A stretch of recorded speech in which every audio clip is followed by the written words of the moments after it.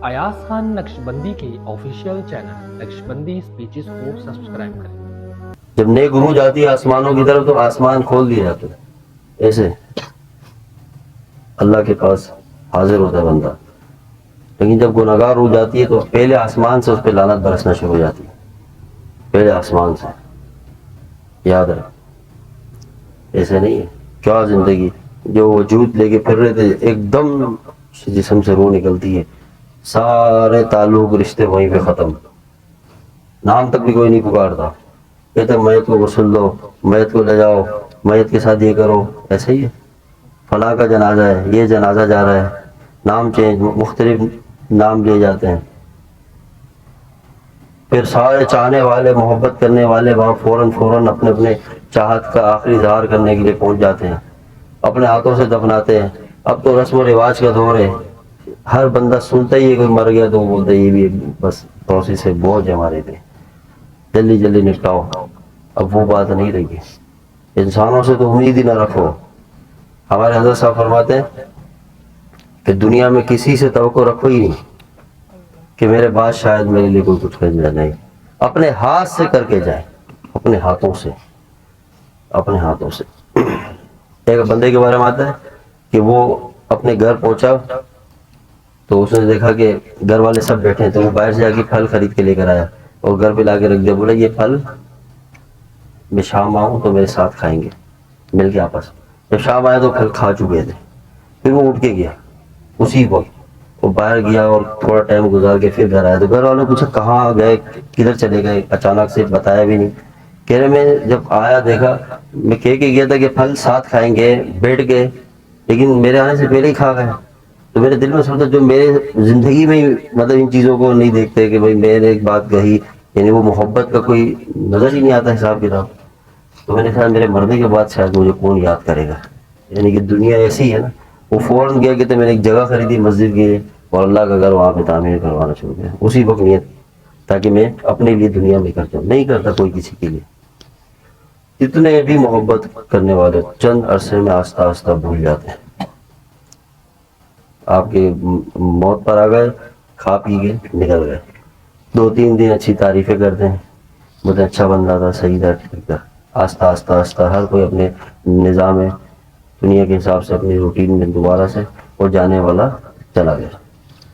तो हम इस दुनिया के लिए, यहाँ लोगों के लिए अल्लाह को क्यों नाराज़ करें, क्यों नाराज़ करें कि हम उन्हीं लोगों के नहीं, अल्लाह को राज़ी करें, अपनी ज़िंदगी को बदलें। कब्र के अंधेरों का सामना करना है। अल्लाह के महबूब आका नामदार ताजदार मदीना सल्लल्लाहु अलैहि वसल्लम, आप सल्लल्लाहु अलैहि वसल्लम ने सहाबा की यही तरबियत की, ये भी सहाबा को सिखाया, बताया। या उस्मान गनी रज़ी अल्लाह ताला अन्हु के बारे में आता है, जब आप जन्नतुल बकी की तरफ जाते थे तो इतना रोते थे कि आपके चेहरे भी आंसुओं से तर, आपकी पूरी दाढ़ी तर हो जाती।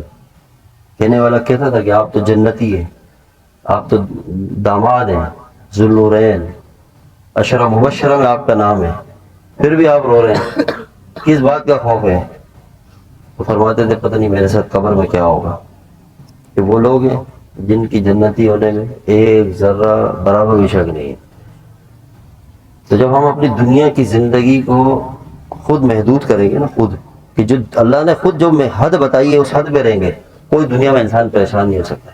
ये बात 100% है। समझ आ रही है? इस बात को समझो। ये आपको मैं सुकून का फार्मूला दे रहा हूँ। अगर चाहते हैं कि दुनिया की जिंदगी के अंदर सुकून हो, चैन हो, इत्मीनान हो, डिप्रेशन खत्म हो, परेशानियां खत्म हो, ये जो ज़ाहिरी जो तंगियां आई हुई हैं, जो दुनिया के अंदर एक मतलब कहद आया हुआ, ये कहद से हमारी जान छूटे, हमारे अंदर जो ख्वाहिशात हैं इसका बोझ हट जाए। और बहुत सारी ऐसी चीजें जिसके से हम परेशान हैं, जो हम ना समझा पा रहे हैं, ना किसी की समझ पा रहे हैं, इन सब चीजों के पीछे एक ही वजह है, वो मौत को हम भूल गए, आखिरत को भूल गए। सब इतना हमने करना है कि हमने अपनी जिंदगी के अंदर एक हद कायम कर देनी है। हद, जो हद अल्लाह ने बताई है ना, उन हदूद को कायम कर देना है।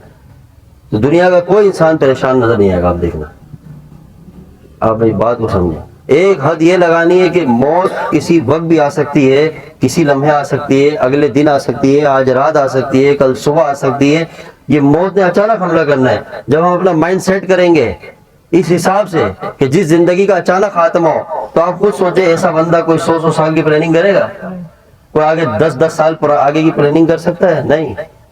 اللہ دنیا میں کسی کو بھوکا نہیں چھوڑتا، اور رزاق ہے، رب العالمین ہے، وہ پرندوں کو، چرند، ساری مخلوق کو پال رہا ہے۔ صرف ایک انسان ہے جو دنیا میں اسباب اختیار کرتے ہیں، جو تھوڑی محنت کر کے اپنے لیے کماتے ہیں، باقی سب کہاں کماتے ہیں؟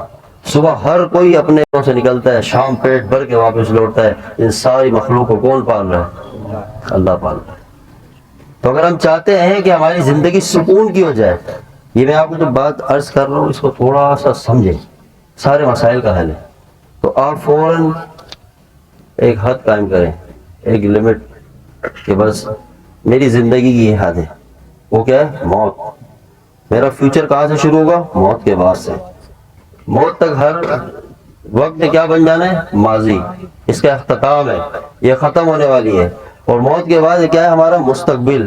موت تک ہر بندے نے سفر کر کے جانا ہے، ڈائریکٹ جانا ہے، چل کے جانا ہے، لیکن موت آئے گی اس دنیا سے، رشتہ ختم، روح جیسے ہی جسم سے نکلے گی، بدن خاک پہ چلا جائے گا، روح جسم سے جدا ہو جائے گی۔ یہ دنیا کی زندگی سے فلاں شخص فلاں بن فلاں کا خاتمہ ہو گیا، یہ اس کی زندگی کا اختتام ہے۔